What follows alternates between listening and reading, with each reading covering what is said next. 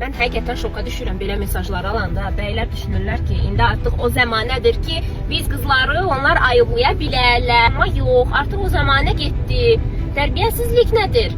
Yəni kimsə hədiyyə verirsə, hədiyyə göndərirsə ya da bizi sevindirmək istəyirsə ya da bizlə tanış olmaq istəyirsə, biz niyə utanmalıyıq? Niyə çəkinməliyik?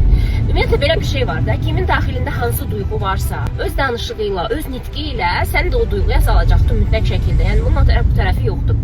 Ona görə də həmişə kimsə məndə günah, utanc, ayıb və s. kimi o aşağı emosiyaları oyatmağa çalışırsa, mən bilirəm ki, bu mənlə əlaqəli bir şey deyil. Həmin insanın öz daxilində bu duyğular var. Ona görə də ona çox danışdır bu duyğular başqalarına da yaymaq parazit kimi. Çünki insanda necə ki bir mikrob oldu bədənində, qrip oldu və s. başqalarına yayır, askıra, öskürə.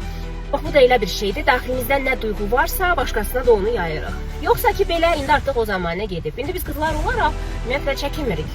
Səsimizi çıxartmaqdan, sözümüzü deməkdən, bu əlbəttə o demək deyil ki, etikadan çıxacağıq, bu əlbəttə o demək deyil ki, özümüzə hörmət əks eləyəcəyik, bu əlbəttə o demək deyil ki, müəyyən mentalitetin, mən çox sevirəm mentalitetimizi bu arada, mentalitetin qayda qanunundan çıxacağıq, müəyyən qədər bizi qoruyan tərəflərindən çıxacağıq. Yox, asla yox. Sadəcə olaraq o türklər demiş, abartılmış bəzi o insanların o xurafə inancları ki var, onlara artıq inanmır heç kəs, onların ardınca artıq getmir heç kəs, artıq elə bir zamanə deyil ki, rahatlıqla istənilən bir qızı ayıblamaq olar, günahlamaq olar, onun hissləri ilə oynamaq olar. Yox, artıq hər kəs öz dəyərini anlayır. Bunda əlbəttə sosial medianın da gücü böyükdür ki, artıq biz qızlar elə sosial mediada da çox zaman bizim o özgüvənimizi qaldıran insanlar sayəsində, bunlar coachlar olsun, mentorlar olsun, blogerlər olsun, onların danışıqları, onların həyat təcrübələrini bölüşməsi sayəsində bizlər də artıq özgüvənli olmuşuq kifayət qədər. Artıq rahat deyil, utandırmaq, günahlandırmaq və yaxud da özümüzə aid olmayan, etmədiyimiz bir şeyə görə,